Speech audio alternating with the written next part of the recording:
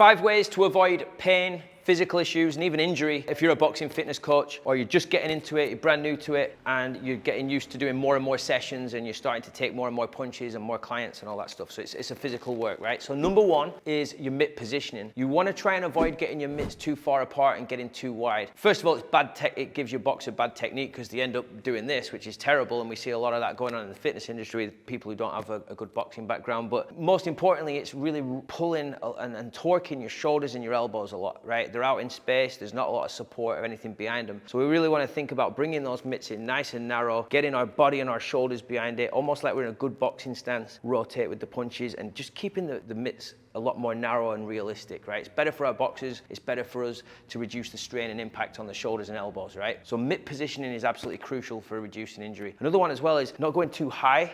Now, if you've got somebody taller than you, yeah, you're gonna have to bring the height of the mitts up a little bit, but not getting too high, again, where it's out in space. We wanna keep the mitts close to the body, and not letting the mitts get too far away from you like this, where it's putting strain on the wrists and you're absorbing way too much impact on the wrists. We want those mitts nice and close to the body right here. Now, if you're new to mitts, that can be pretty intimidating, especially if you've got somebody who punches pretty hard, because the closer the mitts are to your body, the closer to your face the punches are. But it's about having that confidence, making sure you've got good resistance and timing, tightening up on impact.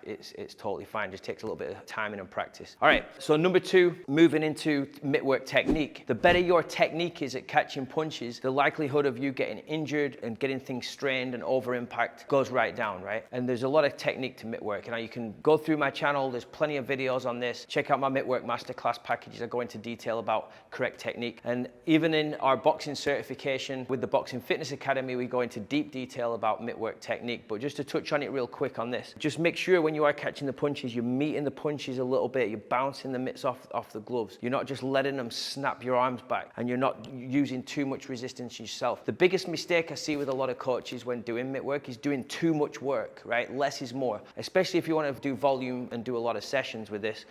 The minute that you start slamming those mitts in and getting big like this, your shoulders and elbows and wrists are working overtime. We want to save that. We want to reduce the amount of effort we're doing. Yes, we want to be engaging and full of energy and be involved with the session to keep our clients engaged, but the actual movement itself needs to be minimal. We need to slightly rotate those shots, slightly meet the punches. So smaller movements is absolutely crucial to reducing the impact over time. So number 2, your Mittwork technique is crucial. And there's links in the caption below for resources on how you can get more involved with that stuff through the Boxing Fitness Academy, through my Mittwork masterclass packages and so on, so check those out as well. Number 3, getting away from the gym and the actual mitts themselves, I would recommend getting regular body work. So if you're doing sessions day in, day out, training multiple people, traveling to different gyms, doing different things, once a week, go schedule yourself for a bodywork session. Get some deep tissue work done on your shoulders, get some deep tissue work done on your forearms, your hands, your wrists, your elbows, all that stuff, your back. The chain is all linked, right? So if you've got wrist pain, it might be stemming from an issue in the back. If you've got elbow issues, it might be stemming from your pecs or your shoulders, your chest, whatever. So keeping that regular oil change for your body is absolutely crucial. So find a good local masseuse or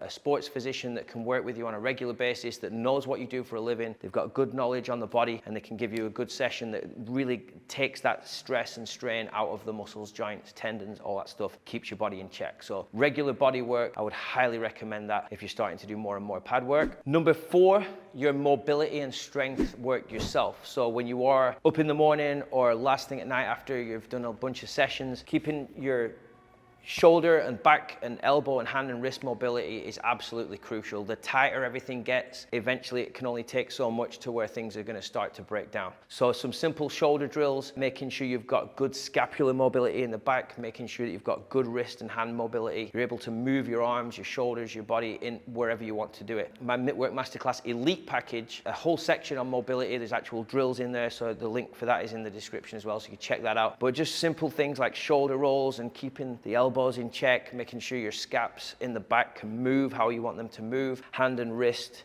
mobility drills, all that kind of stuff. So you can check that out. There's actual specific drills you can use, but keeping on top of your mobility is one, and your strength training is number two. So making sure your back is strong, your chest, shoulders, your forearms, all that is strong, and that just comes from putting the work in the gym yourself, so making sure you've got a good strength level and you're able to handle that impact, but keeping the mobility as well. So, you know, pull-ups, bench press, push-ups, just staying on top of your strength work, don't neglect it. It'll be amazing if I don't strength train for a week or two, how much more the Mittwork actually starts to make an impact on me. If I stay on top of my strength work and I'm disciplined with it, 2 or 3 strength sessions a week. It doesn't have to be a massive strength session. It can just be a quick 20 minutes upper body or whatever it needs to be. I don't feel anything. My body feels strong. My arms and elbows and shoulders are able to take anything as far as the Mittwork. So mobility and strength work, very, very important. That's number 4. Before I get to number 5, probably the most important, I just want to remind you, subscribe to the channel. Check those links out that I mentioned as well if you want more educational content on this stuff. Hit the bell notification, then you're going to get notified of the videos each week. But number 5 is your diet and your nutrition. You can have the best technique, you can do all the body work, you can do all the strength work, you can do perfect Mitt technique and coaching all day long. But if you're putting the wrong stuff into your body, inflammation's going to go up, and all that work that you are doing is going to only amplify that inflammation. So making sure you've got a clean diet, plenty of protein so your muscles and your joints and your tendons are recovering, supplements that might help you if you can't necessarily eat the right foods at the right times or as much as you want to. So things like vitamin C and glucosamine, collagen and calcium, and all those